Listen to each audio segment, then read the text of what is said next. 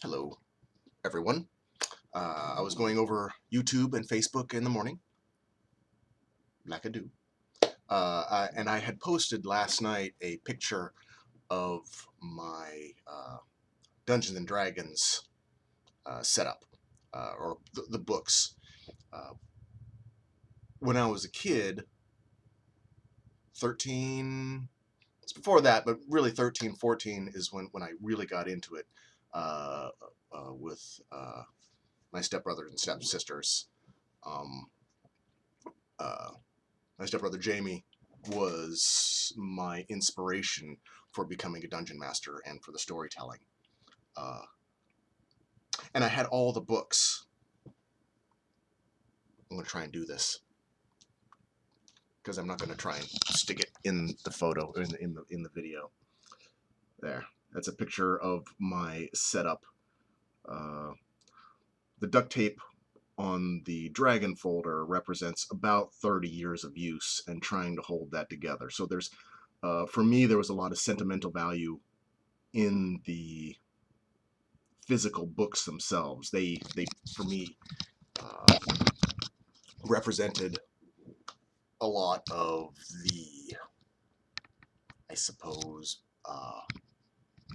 best times of my life with friends, family, having adventure time, stories, things like that, which was a blast.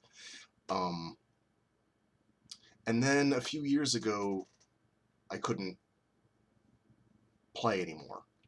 And this is kind of what I wanted to talk about in this video just a little bit before work because I got to go. Um, something I realized as when I posted this that I stopped wanting to DM or play Dungeons and Dragons because I just couldn't focus. As a DM, you have to be able to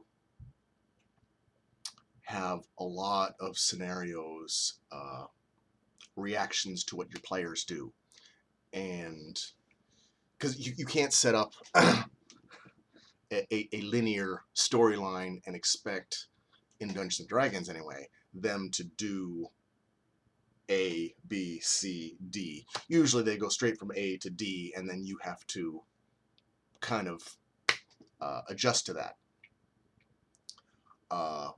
But several years ago, eight 8 years ago now, I got Cipro poisoning.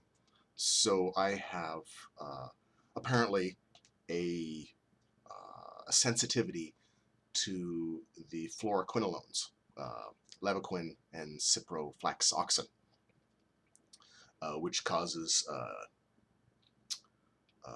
genetic mutation and connective tissue degeneration. And there's a lot of connective tissue in your brain. And so after I was exposed to that, I went through a lot of depression. So that was understandable that where I wouldn't want to be with a bunch of people for the depression.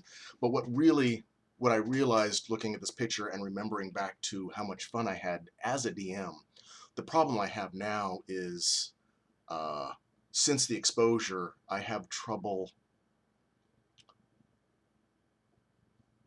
with storylines if there's more than one or two deviations from it.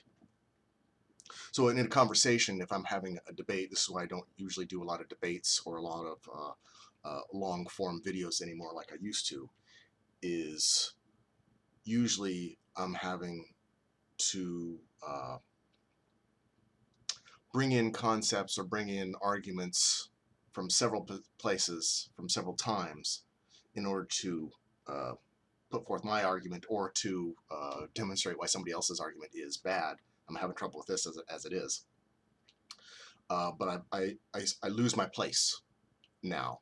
I mean, it's getting a little bit better, but it's really bad. And the problem with the dungeon master is if you can't hold concepts or hold storylines, multiple storylines in your head at one time, what happens is your gaming becomes very one-dimensional. It becomes a video game. Go in, pick the lock on this door, fight the monsters, go down the hall, fight the monsters, get the loot, go down the hall, fight the monsters, get the loot, go down the hall, and becomes not a story. It's then a video game, and a really basic video game. And I couldn't, that further depressed me, and I could see that my friends and family weren't as engaged anymore either. And we were all there to kind of, bond and be together, but the game itself was really empty, and I couldn't do that anymore. In fact, even just playing now is depressing to me, because I don't feel the same like I used to, and that's what. So this was, I wanted to make this video real quick, particularly to Jimmy, and I'll post this as a try and post this as a comment, response to you in your Facebook comment. The reason I don't Dungeon Master really anymore, other than life got busy, is my brain's broken. It's getting better. I'm learning to work with it, but things like dungeon mastering, I think for me, at least for the foreseeable future, is too depressing and uncomfortable and flat for me to enjoy, or for you to enjoy. So I just wanted to get that out there. And a further warning: try and avoid the fluoroquinolones if you can. If it's a life or death situation, just know that Cipro and Levaquin take their toll. They'll take their pound of flesh. They may cure and save your life, but they'll take a piece of it with them. Peace.